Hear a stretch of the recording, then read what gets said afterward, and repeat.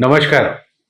इस NDA government का क्या कहें, जो अब एनडीए गवर्नमेंट कहलाती, पहले मोदी सरकार कहलाती थी।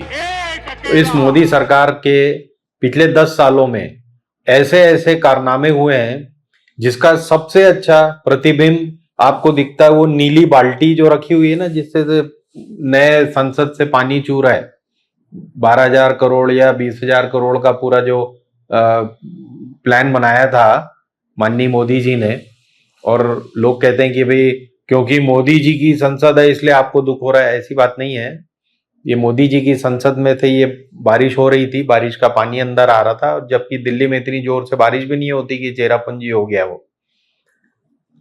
उसके थोड़ा आगे आप चले जाइए तो सुप्रीम कोर्ट और प्रगति मैदान के बीच में एक टनल बनाया गया था, जिसे मोदी जी ये कह कहकर बड़ा बता रहे थे कि ये अंदर आप आइए, घुमाने के लिए लाइए बच्चों को, और ये मतलब दुनिया का नवा अजूबा है। और वो नवा अजूबा डूब गया पहली बरसात में, और अब बंद कर देना पड़ा है। वो मेरे ख्याल से वो 27-28 करोड़ का बना था, तो वो अजूबा गया। पिछले साल भर में, साल भर भी नहीं, मेरे ख्याल से पिछले इसी साल के अंदर 15 पुल गिर चुके हैं। वो मोरवी की घटना से शुरू हुआ, 200-500 लोग मारे गए, और गुजरात में अभी आप हालात देखिए, सड़कों की, पुलों की, बड़ौदा की, और जितने भी वहां लोग हैं जो गुजरात मॉडल बता रहे थे अपने आप को मोदी जी, उसकी हालात देखिए आप। ये तो एक्ट ऑफ गॉड है। ये एक्ट ऑफ गॉड नहीं, ये तो एक्ट ऑफ फ्रॉड है। फ्रॉड, ये एक्ट ऑफ फ्रॉड का परिणाम है। इसके बाद ये सिलसिला यहीं रुका नहीं है। उज्जैन में क्या हुआ, सारी मूर्तियां उड़ गई, पता नहीं किस चीज की बनाई थी, बाहर से बड़ी ठोस दिखने वाली, जैसा कि अच्छे दिन का वादा बाहर से बड़ा ठोस दिखता है और अंदर से फुस, उसी तरह ये मूर्तियां उड़ गई। भगवान शंकर से लेकर जितने भी वहां लगाई गई थी, फाइबर ग्लास की थी, इसलिए उड़ गई। फिर आप देखिए, वो कई लोगों ने अटल टनल के बाहर की तस्वीरें पोस्ट की हैं कि वहां क्या गिर गया है, कितना बड़ा गड्ढा हो गया है वहां पर। राजस्थान में इस सड़क पर देखिए, ट्रक चलते चलते अचानक सड़क में घुस गया। ये नेशनल हाईवे है ना, कोई राजस्थान गवर्नमेंट को आप ब्लेम करके बच जाए कि वो साहब इनने बनवाया था, पीडब्ल्यूडी ने, तो गिर गया वहां पे। ये मतलब चलती चलती सड़क में इतने बड़े बड़े गड्ढे आपने कहीं नहीं देखे होंगे। और माननीय मोदी जी क्या बता रहे हैं, हम स्पेस टेक्नोलॉजी से सड़कें बनवा रहे हैं और चेक कर रहे हैं। हमने रोड बनाने में स्पेस टेक्नोलॉजी का उपयोग किया। स्पेस टेक्नोलॉजी से फोटोग्राफी होती है, मॉनिटरिंग होता है।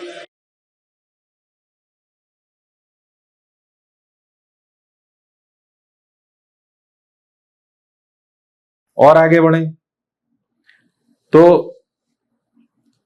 सबसे जो पिछले 20, 30, 25 साल का जो सबसे विवादित ढांचा था, और उसको उसकी जगह पर श्री राम मंदिर बनाया गया, वो तक चूने लग गया बरसात में।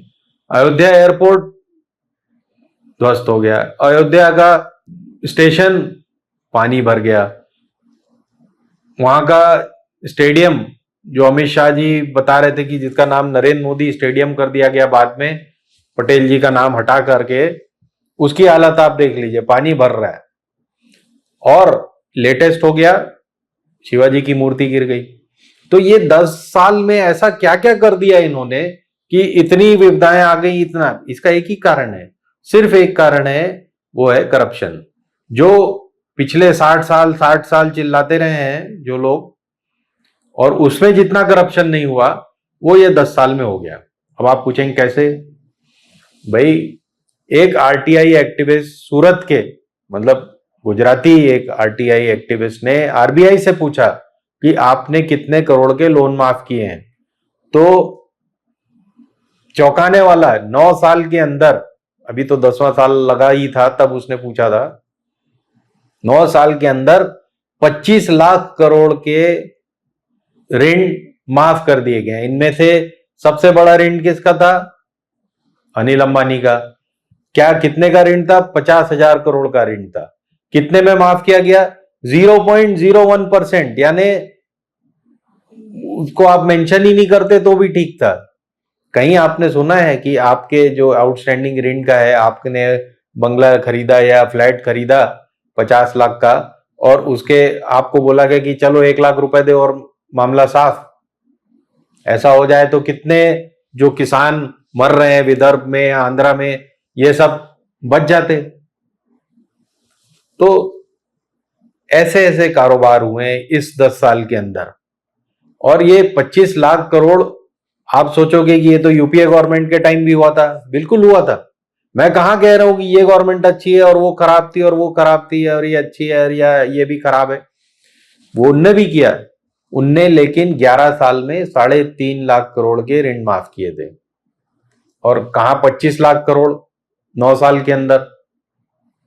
तो ये स्केल का अंतर है। मैं जो आपसे कह रहा था ना कि 60 साल में जो नहीं हुआ वो ये 10 साल में कर दिखाया है। अब आप इस पूरी जो घटना है, दुर्घटनाएं रोज हो रही हैं, और दुनिया भर के जो इल्जाम लग रहे हैं, बिहार तो खैर मुझे नहीं लगता कि इस बरसात के बाद उभर पाएगा। बहुत सारे गांवों का संपर्क, शहरों का संपर्क ही टूट गया लगता है। अगर आप इन सारी घटनाओं को जोड़कर देखें तो आपको और एक चीज बड़ी विवादित लगेगी उसमें, या बहुत आपकी नजर में पड़ेगी। वो है कि ज्यादातर ये जितने कॉन्ट्रैक्ट हैं ये सब गुजरातियों को दिए गए थे, या गुजरात बेस्ड फर्म्स को, या गुजरात की कंपनियों को दिए गए थे। अब आप सोचें कि यही लोग, यही गवर्नमेंट डिफेंस सेक्टर को प्राइवेटाइज कर रही है। हर चीज जो हम इंपोर्ट कर रहे हैं उसको इंडिजिनाइज कर रही है ना, हम अपने देश में बनाएंगे, मेक इन इंडिया कर देंगे। तो उसकी क्या हालत होगी? मिसाइल छूटेगी कि नहीं ये भी अब डाउट हो जाएगा। जब पुल नहीं बन रहे, स्टेडियम नहीं बन रहा, राम मंदिर नहीं बन रहा और संसद नहीं बन रही, तो मिसाइल का क्या होगा? सोचें।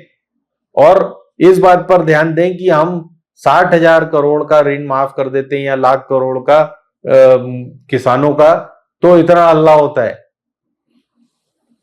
एमएसपी नहीं देना चाहते।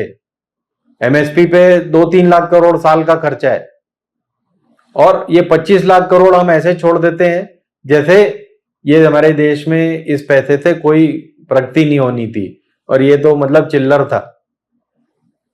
सोचिए इस बारे में और हमें जवाब भी दीजिए, अपने कमेंट्स लिखिए। धन्यवाद। हिंदुस्तान जिंदाबाद।